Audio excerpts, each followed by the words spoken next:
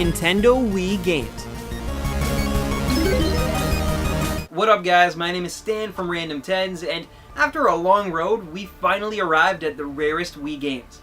It's pretty insane to think that the Nintendo Wii is turning a decade old this November, but with a solid lineup of games and the fact that you may still see one lying around at a relative's house even today, it's no wonder why this revolutionary console is still fresh in our minds. And like every Nintendo-made console before it, you'd better believe that this system has a few collectible gems that are almost impossible to find only a few years later. So the only question left is, do you own any of the rarest Wii games ever released? Well, let's find out.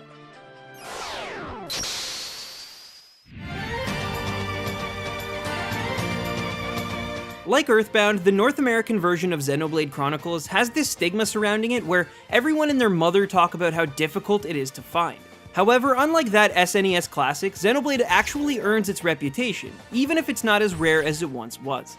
Originally released alongside some other valuable Japanese games as a part of Operation Rainfall, Xenoblade has blossomed into a fan favorite and many consider it to be the best JRPG ever released onto the Wii. Since its 2012 North American debut, the game's protagonist Shulk has found his place among his mainstream peers, thanks to being featured as a playable character in Super Smash Bros. For Wii U and 3DS. This led to a bit of a jump in rarity for a short time. However, after the release of Xenoblade Chronicles on the new 3DS and Wii U eShop, demand has cooled down a little bit, with complete inbox prices averaging at around $55. So in the end, I guess only time will tell if this modern day classic jumps up in price once again. Unless of course you have a spare Monado handy.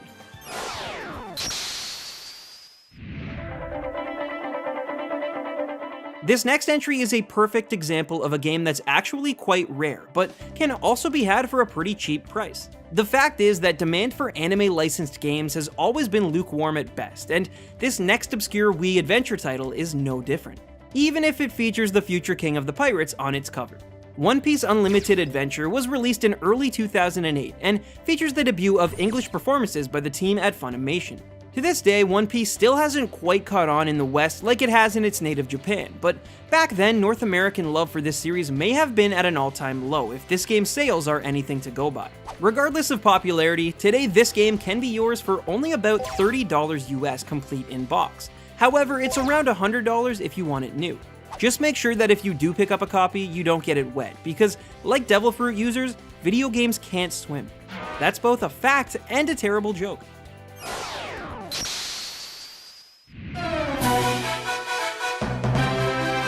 It seems that every Atlus title I talk about usually has two things in common. The first is the games they publish have an admittedly Japanese-centric charm about them. The second is that they eventually become impossibly hard to find, and let's just say that Dokapon Kingdom for Wii is no exception.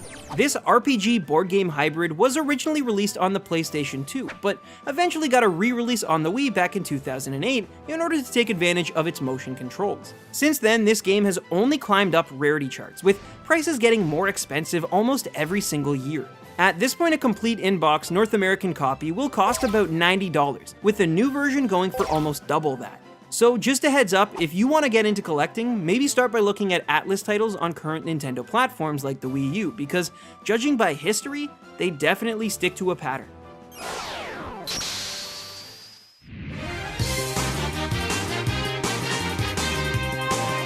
I won't lie, after a lengthy video discussing the future of this next franchise, as well as spending around 100 hours on its most recent installment, I'm sort of burned out on this phenomenal RPG series. But at the same time, I know that you guys would absolutely kill me if I omitted this Wii classic from this showcase. So without further ado, ladies, gentlemen, and others, I give you Fire Emblem Radiant Dawn. This tactical RPG is the direct sequel to Path of Radiance on the GameCube, and like that game, Radiant Dawn is as rare as it is beloved by fans of the series. Released in North America in November 2007, this challenging Wii title was released in pretty limited numbers due to the series' waning Western popularity, but it now sells for around $70 complete in box due to an influx of gamers who have fallen in love with the series in recent years. Personally, like its predecessor, I can only imagine this is one of those games that will keep getting rarer and more expensive over time. So if you manage to spot one in the wild for a good price, attack.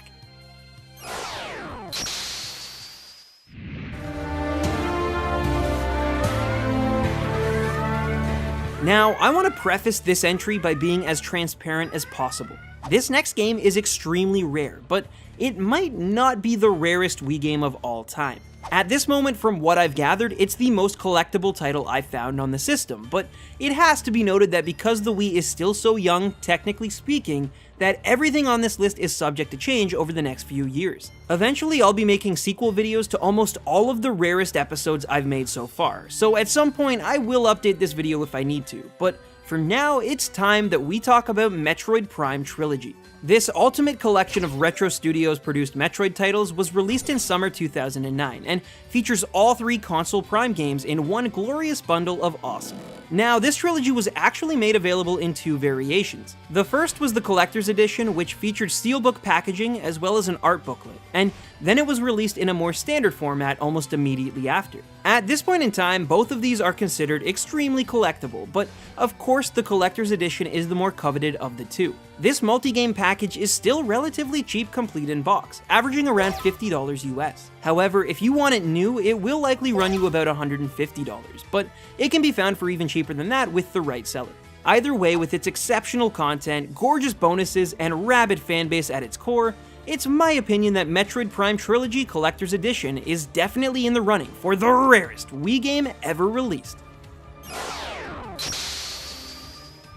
And just like that, we've effectively covered a lot of the Wii's rarest titles, but like I said, because the system's library is so new, it's hard to get a gauge of what's rare and what's really not going to be in the future. Still though, I had a blast making this video, and I hope you guys enjoyed seeing a few of the little gems the Wii has to offer. Please let me know what your favorite Wii game is in the comment section below. Follow us at Random10s on Twitter for news, updates, or if you just want to talk. And as I always say, guys, happy hunting, baby rhinos. Next week I have a special surprise for you, maybe. That's your hint. I'll see you next week, guys. Thank you for watching.